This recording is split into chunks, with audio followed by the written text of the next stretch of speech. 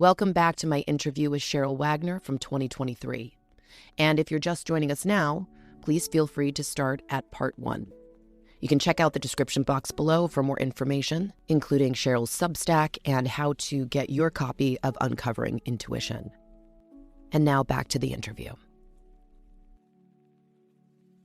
Like, it's true. It's like, because there isn't like, I mean, you went to the Arthur Findlay College, so you might have experienced a bit more structure with learning how to express yourself in this way. But most of us are usually like floundering with a million different books, you know? So you even know, like, you know, the side of floundering and the side of being, you know, instructed in a way that you feel comfortable and safe with everyone. So you must feel like, you know, the empathy for people who have not had that kind of instruction. And then also just what came out because you were given professional guidance. Yeah, absolutely. I'm, again, really lucky to have had some really, you know, studied with some of, I think, the most talented mediums that are alive right now. And the Arthur Findlay College is a great place to study. You're trained in spiritualism. So it's a spiritualist college. So I'm not a spiritualist, but I appreciate them. And I appreciate a lot of the aspects of it, right? But also, there is that floundering because a lot of people have instruction, but they might have like a more harsher instruction. And then it's like, you know, a lot of times when I would say to anybody listening that's getting into this work, psychic or mediumship, a lot of times when we're getting into this work, it is because we've had this sort of like tower moment and things have opened up. And remember like your vulnerability, and remember like not to give your power away and not to assume again that you're wrong. I made that mistake, you know, a lot of times. And I'm always really careful when I'm working with someone. You know, I think we need to be trauma informed in this work. And you know, you're working with people that are probably vulnerable. It's a vulnerable place to be, you know, to have the, you know, psychic or mediumship awakening, and then at the same time to be learning something new. So I think a lot of times we sort of, you know, revere or like these sort of false gurus. And that's the opposite of what I'm trying to be. I love that. Maybe that's also why I was drawn to you, because it's the opposite of what I'm trying to be too. Exactly, it's like, how do you, right? It's like, how do you be something, how do you be the opposite when there is like, what's the opposite, you know? And usually it's hard to find them because they are so opposite that you find them, you know? Empowerment, like you don't, I think. Empowerment is the opposite. And so, like any good healer is going to send you back to yourself, you know, not in a way that's confusing. you know, you're going to get that guidance, direction, validation, but you go back to yourself, and a reading should leave you feeling like, oh, okay, I can really trust myself and my choices, because when we are being, you know, when we're sharing something with someone that's true, that comes from spirit, that comes from the soul, their soul will have a recognition of that truth. So they'll know. And that's why a reading is powerful. It's like, if I'm sharing something with you that you feel on a soul level is true, it's awakening. That's the awakening. It's like, I never have to convince anybody of anything. You know, that's not what we do. We just say it. You just say it and they recognize the truth. And that's, you know, that's when I've gotten readings. You know, I like to get readings too, and healings and things like that. A good practitioner is going to always send you back to yourself. I love that. And I love that you said, you know, since Arthur Findlay is a spiritualist college where they teach spiritualism, that you respect all of it, but it's not necessarily what you subscribe to. And I think that's another thing that we all have to, like, when we're wondering who we want to, you know, go to, I don't want to say follow, because again, like the opposite of guru is that you don't necessarily follow us. Absolutely. Like you can show up, you know, I'm doing this podcast and it's free for you to show up, but I'm not going to make you be here. I'm not going to tell you if you don't show up to my podcast, these things are going to happen to you, or that my words are going to, you know, do something to you. Hopefully you get something that really, like you said, brings you back to yourself. But this is an open, you know, sort of platform where everybody kind of gets to, you know, come as they are, you know. And I think that's really important, is like to recognize that, you know, psychics with a good deal of integrity don't see a blanketed black and white way of living in the world. You know, it's you don't have to be, you don't have to follow what somebody that you know, a mentor or a professional, or just because they believe it doesn't mean that you can't that you have to follow it, or that you can't get something out of it if you do like it. You know what I mean? It's like you can take little bits, but you don't have to be, you're not going to turn into something even better or even greater than you were naturally going to walk towards just by, taking on some of these ideas. Just go with what it is that you feel is right for you. Yeah, absolutely. And at the same time, like I tell that to myself because it's scary because you're like writing the book and it's like I'm putting all these ideas like on paper, like I'm publishing it. I literally wrote that down. I was like, she's putting all of this on paper. I am. Love it. And it's like, and I have to be, prepared that like 5 years from now, some of it might be irrelevant to me. Like I might change the way I think. And I think that we have to be that way because otherwise, like, look at our society. Like we can't stay, so rigid in our thinking. Like we have to, once we live a certain amount, if we're open and awake and aware, we realize that we don't know. There's so much that we don't know. So, I have my beliefs and I have my values, but I know that there's things I don't know. So I don't ever, I don't ever tell someone something that they're experiencing that doesn't align with my beliefs. I don't ever tell them it's not real. I know enough to know that I just don't know everything. Yeah. You said in the book too, I don't even have this written down, but I'm just now remembering this because you're Jewish. Yeah. You don't have the same feeling about angels. That's as true. A lot of people talk about. And I think that's so important for everybody to hear. Like, you don't have to believe in angels. You don't have to follow everything in order to have the same pretty much experience. Like, it's just all senses, that you're sensing. If you do have that belief, then it is something great to tap into. But if you don't, you're not excluded from this world. Yeah, absolutely not. I mean, when I was a kid and I saw my guides, they were regular people. If I had seen, to me, growing up as a Jewish child in a conservative temple, if I had seen an angel, it would have been like seeing Santa Claus or the Easter Bunny. I would have felt like they weren't for me. Maybe, I thought they were real at the time, but I would know they weren't there for me. It wouldn't have resonated. It just wouldn't have made sense in my brain. And so I believe that the spirit world really does conform to our understanding and our belief system. And so, no one is excluded from any of Nobody. it. Nobody. You're already experiencing it anyways. Like, it's not even, you just don't know you're experiencing it because it's not being, you're not attributing it to phenomena, like we all experience it all day long. We experience it when somebody walks up behind us and we can feel them, but we don't see them. We experience it all day long. Absolutely. So I want to go back to the book because there's some things that you brought up that I think are really great for tarot. Yeah. And one of them is the clairs. Yes. So I think that by now, maybe most people know about the clairs. Like, I feel like it's something.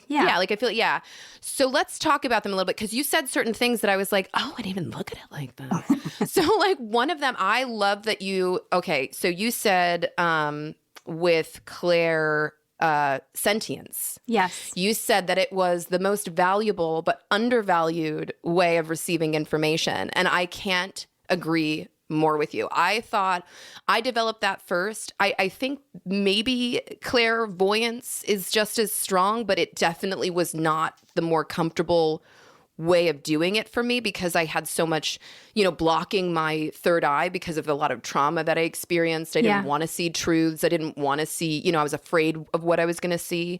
So my body picked it up so much easier. And I love that you brought up, have you gone into a room and you can feel emotion through the room and all sorts of things. And a lot of us, you can call it empathy. Like you said, I think in the beginning, it's like, that is a catch-all phrase, but it is also empathy. Yeah. But what you brought up for me, the way that I started understanding clairsentience was that it's my body. Like, it's my body. It has nothing to do with my mind. It is, like I said, somebody walking up right behind you and you can like feel it, even if you didn't hear them, even if you or you see someone, you feel someone staring at you and then you look, but it's also like, I had this analogy in my mind that kind of helped me. It's like if you went into shallow water and you feel fish swimming all around your legs. And even if nobody else sees these fish, you can feel all of these fish. And so you've got to, either, practice so that you're not so disturbed by them, or you got to calm down. But would you say like clairsentience is like that? It's like your body's receptor kind of picking up everything? Absolutely. And your body is like an antenna for that energy and information. It really is. And so I think, we're taught to dismiss feelings, in our society, and especially sensitive kids, that are the ones that are picking up the most psychic and intuitive information, and sensitive adults. We have to dismiss our feelings all the time. I have to too, to be productive in society. I have to deal with that feeling later, right? Because I'm not allowed to have a meltdown every not even as a psychic are you allowed to have them. As a matter of fact, you're not. Another question I have about tarot is that the detachment that you do have to cultivate is and it's absolutely it's a whole other thing. So yes, please keep going. Yes. Oh yeah, but so clairsentience, I feel like, is the most valuable. And so when someone comes to me that wants to learn, or lean into their psychic gifts or mediumship gifts, clairsentience is already happening. It's happening for everyone. We all feel things. We all know things from feeling them. And so sometimes we think of, our physical senses, like, because clairvoyance is seeing, right? Clairaudience is hearing, clairsentience is feeling. We think of like touch.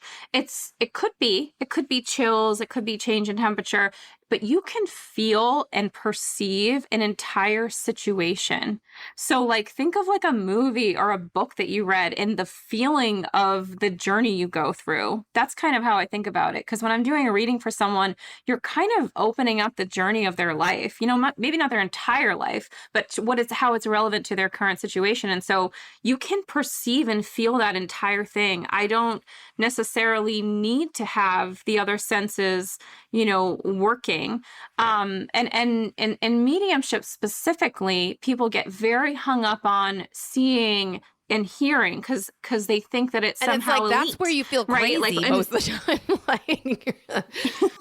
Well, that's a whole other thing. But I would say that, what happens truly. And so with mediumship, and it's probably a similar on the psychic or tarot level, but with mediumship, you're blending with a spirit person. And so I'm sharing energy with them so closely that it's like, their thoughts are my thoughts. Yes. And like, so feeling, seeing, hearing, it's all being influenced because our brain is involved, right? And so we have to think of ourselves as like, sort of, humans or animals, and the scientific nature of it when we're blending and experiencing something like someone else's energy in tarot, or if we're blending with our guides and that divinity. It's like the way for the information to come out of us, like our brain has to, have these different senses involved. So I don't think it matters what senses are involved or how we receive the information, but I think that people really undervalue their feeling sense, because like seeing is believing, or, if I'm hearing something, it feels so tangible. But now for me, after having developed it on a professional sense, the last several years, I'd say feeling is the strongest. If I feel something, you're going to believe I'm going to say it. And you don't have to really, not that you don't have to interpret it, but because we're already empathetic people, it's a little bit faster than visuals, and it's faster than even audio, because whatever's speaking to you has got to make something clear, right? And I've noticed that if I'm talking to something higher, like if it's not a passed on love, if it's a passed on loved one, they do infiltrate my mind. They do like move my feelings around. But like when I'm going higher and higher, I don't see nearly as much. They actually access my emotions so much more, because what they want to convey to me is just not, you can't see it in a vision, like it's like more of like a symbol or something. Like that's when I get to symbols, is because it's so much of a, something I can't even conceptualize. So if they were going to like show me a scene, I'd be so hung up on what I'm seeing that I wouldn't even be able to really process it emotionally. And that's where it's the saying of like, it's got to get past your mind and into your heart, So they're like bypassing my mind and giving me a sensation. And those sensations are really where we start to change. We have to click our minds. Our minds have to understand certain things, but like it's the feeling of something that gets us to start moving differently, I feel. So I completely agree. It's undervalued, because it's also where I think a lot of people really like you said, what we were talking about in the beginning, we dismiss constantly, and we dismiss because we don't think we're supposed to feel, or we're supposed to only feel anxiety because that's the only acceptable thing. Because if we feel anxiety, then people maybe pity us, or we can like understand. Not to say anxiety, I'm not saying like clinical anxiety. I'm saying just normal, just worried about everything. And it's like, listen, at the end of the day, your emotions are so important that if you don't just access them or even just like get in touch with them, that's where you're going to get a lot of chronic, illnesses, pain, all sorts of things that are just sort of accumulate because you can't even get in touch with your own self. We all know what we think. We can all give an opinion. That's true. But we don't really know a lot of times how we're feeling. We can all say this is wrong, but we can't actually give a rundown of how it should be. So it's, and I feel the same way with clairsentience. It's like, if you don't get that right, then your own world is, you couldn't probably handle as much clairvoyance and clairaudience because you really would be hooked up to everybody else.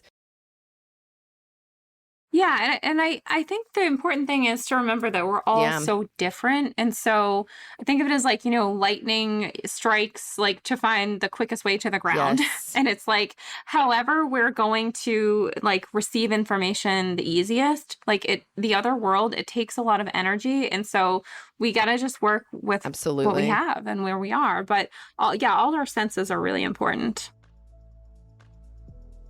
Thank you very much for joining us. And if you'd like to sign up to my Substack, you will receive a newsletter every Sunday called This Week in the Sky.